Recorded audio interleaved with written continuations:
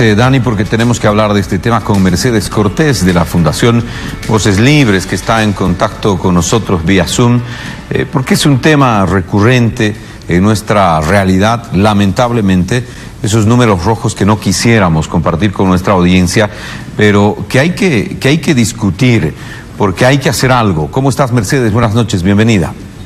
Buenas noches, Ariel, gracias por la invitación.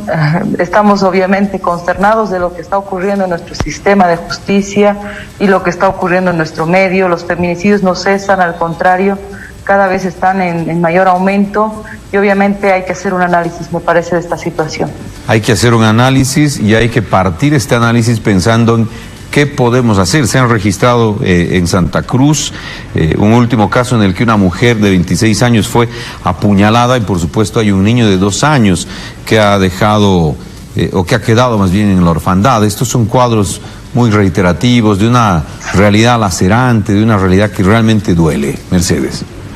Así es, realmente, bueno, hay que empezar por un análisis muy claro, ¿no? En primera instancia lo que se debe ver, Ariel, pienso de que es un análisis matemático, decir qué está ocurriendo con nuestro sistema de justicia, qué cantidad de casos penales están siendo ingresados en general y qué cantidad de esos casos penales son relacionados con la violencia de género, la violencia a las mujeres, a los niños, hablando de violencia sexual y sobre todo de infanticidios también que está ocurriendo en los últimos tiempos, y decir qué cantidad de funcionarios públicos asignamos, porque hay una certeza de que es más del 50% de la carga procesal penal que ocupa obviamente estos delitos, pero lamentablemente no es coherente ni es relacionado con esta cifra, lamentablemente, la cantidad de funcionarios públicos que atienden, y obviamente pasa también la solución por garantizar la especialización, la sensibilización, la formación de estas personas que van a tocar los temas de la administración de justicia, porque no nos olvidemos, el feminicidio es la máxima expresión de la violencia,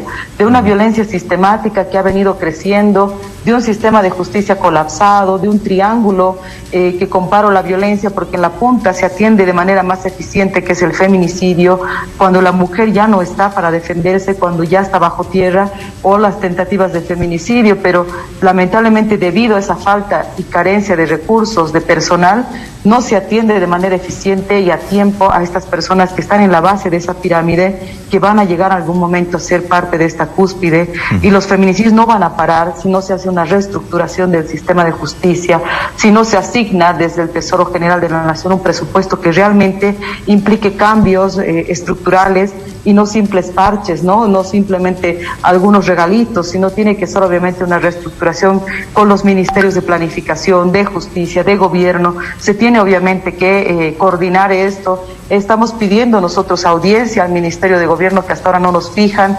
Queremos plantear la solución a corto, mediano y largo plazo, porque hemos identificado muchos espacios donde sí se podría mejorar la justicia a nivel nacional, Ariel. Ahora, ¿cómo podríamos, para tener una idea clara, trabajar en esos espacios? ¿En qué consiste esta propuesta de Voces Libres?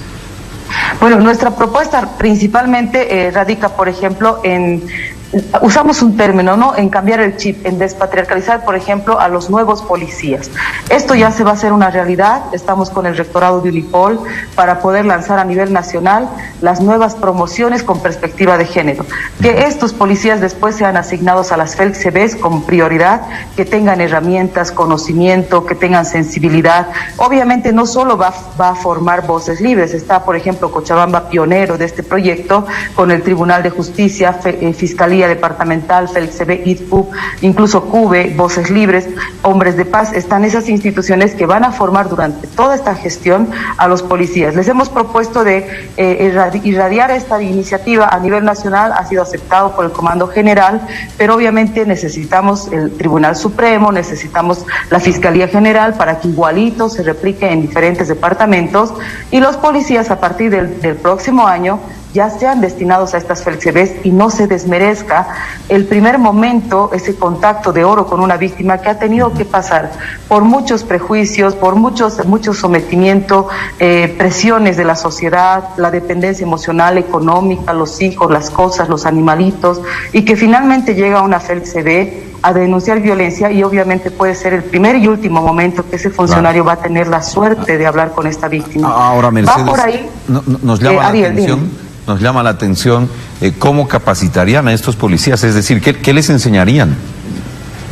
Muy bien, en realidad hay muchos temas. Los principales son los de sensibilización, despatriarcalización, cambiar la forma de pensar y actuar de estos policías, porque obviamente cada uno aborda la violencia desde su experiencia particular. Si han crecido en ambientes violentos, naturalizan, desmerecen, minimizan, pero si han crecido en ambientes estables, obviamente le darán la debida importancia y no aceptarán la violencia ni como forma de educación, ni como muestra de amor, ni como nada. Es algo que hace daño a todos.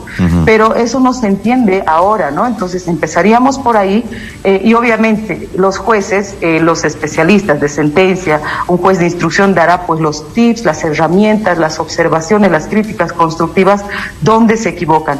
Lo mismo ocurre con Fiscalía, que hablará del procedimiento inmediato y el rol protagónico que tiene que cumplir el policía, y la FELCB en sí con sus especialistas, los formularios que tienen que aprender a llenar ya cuando están en último año de egreso y van a ejercer el próximo año. Ese tipo de formación técnica, obviamente sensible, despatriarcalización, conocimiento y por supuesto habilidades y herramientas incluso de primeros auxilios psicológicos para que sepan abordar cómo no contaminar la escena de crimen, qué herramientas, qué pruebas se debe garantizar en el primer momento para después que no haya rechazos en el camino, muchas cosas que nos va a servir para cambiar la justicia. Yo creo firmemente en este proyecto que vamos a lograrlo. Estoy logrando que las autoridades crean en esta situación a partir del piloto que hemos empezado con Cochabamba. Es una de las tantas cosas que se puede cambiar, Ariel, porque obviamente hay otros retos mucho más grandes, como tener más jueces de sentencia. Actualmente reciben 100 causas en un trimestre y un tribunal recibe 3 causas. Hay una disparidad total y obviamente las mujeres que están en la base de la pirámide están esperando 5 años para sentencia. Mañana tengo un juicio oral. Después de 5 años de proceso va a llegar recién su sentencia. Y obviamente el feminicidio lo logramos en 1 año, año y medio. La mujer tiene que estar ya muerta para acceder a la justicia más pronto. Eso es lo que tenemos que cambiar. Sí, esto que nos acabas de decir es realmente dramático, ¿no? Que una mujer que va a denunciar violencia reciba primero buena atención con los policías. Por ahí, por el proyecto que nos acabas de señalar, esto se pueda transformar. Pero hay un problema que es más grande, que tiene que ver con abogados, que tiene que ver con fiscales, con jueces y las mismas mujeres que en muchos de los casos dejan el proceso por falta de dinero, porque el sistema está diseñado de esa manera. Así es, Ariel. 98,7% de las mujeres van a abandonar por falta de recursos, por desconocimiento, por falta de un abogado gratuito, pero particularmente porque hay todavía dependencia emocional. Creen las mujeres que va a cambiar ese hombre por obra así de magia, por una palabra de perdón, y no es así. Hay que crear centros de rehabilitación para hombres que ejercen violencia, para hacer este mismo trabajo de deconstrucción del machismo. Hombres de Paz ha logrado rehabilitar más de 2.300 hombres. Es un piloto también que tiene que ser replicado igual a nivel nacional y el Estado no lo está haciendo.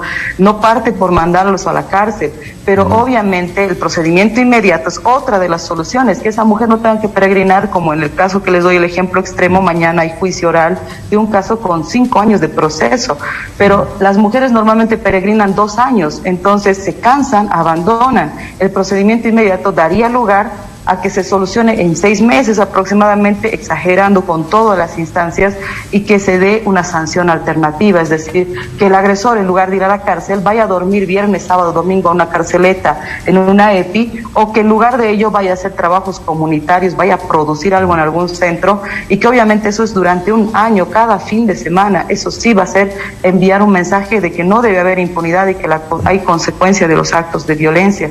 Claro. Pero nada de esto va a funcionar si los jueces de sentencia siguen saturados, si el número de jueces de sentencia es insuficiente, las agendas de jueces de sentencia, que son los que van a dar la sanción alternativa o la privación de libertad, están saturadas hasta agosto de este año. Cuando apliquemos procedimiento inmediato va a ser para el próximo año. Imagínate cómo nos van a señalar, no hay procedimiento inmediato. Y ese es un grave problema que tiene que ver con presupuesto, con la intención y voluntad de las autoridades de llevar adelante este proyecto. Hay un dato que me llamó mucho la atención: 2.300 hombres rehabilitados en el proyecto Hombres de Paz. Es una señal interesante porque eso te indica que es posible trabajar con los hombres para generar esta transformación, este cambio? Porque probablemente va por ahí el trabajo, uno de los puntos en el trabajo grande que hay que realizar para erradicar la violencia en nuestro país. Así es, en realidad dice la ley 348 que esta es una función y obligación por parte del Estado, que no se está cumpliendo. Sin embargo, nosotros con convenio con el Tribunal de Justicia hemos renovado incluso por 3 años más. Ellos nos derivan inmediatamente, los casos aún estén siendo procesados, eso no le libera de la sanción, pero garantizamos que va a haber un cambio, que ese varón que va a rehacer su vida con otra mujer o va a retomar su relación no va a volver a cometer este hecho. Habrá reincidencias, pero obviamente hacemos un seguimiento sorpresivo con el área social. También hay este control biométrico por 5 meses de terapia con huella digital, donde no pueden enviar a otras personas. Tienen que, porque es por orden de un juez o de un fiscal que asisten a esta terapia, así que se garantiza obviamente una rehabilitación, que eso obviamente es mucho mejor a una sanción privativa donde en las cárceles solo los hacinan, no los rehabilitan, ni siquiera hay una terapia psicológica. Pero pueden salir peor, ¿no? Aceptar su problema, exacto, salen a tomar venganza, resentidos. Ha habido casos donde han salido y han completado un feminicidio y estaban denunciados por violencia. Entonces estamos cuidando la salud de las familias también al hacer la rehabilitación de un agresor. No solamente su salud de él, sino sobre todo de la mujer y los niños que sufren los efectos de la violencia. Mercedes, aunque te parezca un poco ingenuo, me quedo con ese concepto, con esa idea en la cabeza. Los hombres pueden cambiar, las mujeres también, porque en este contexto de cuadros de violencia las mujeres también son parte del problema. Es posible una transformación y eso es alentador. Mercedes, muchísimas gracias por este tiempo y por darnos a conocer este diagnóstico y hablar de este tema que siempre es muy importante. A ustedes, cuando gusten, por favor, estamos para servirles. Muchísimas gracias. Buenas noches. Buenas noches.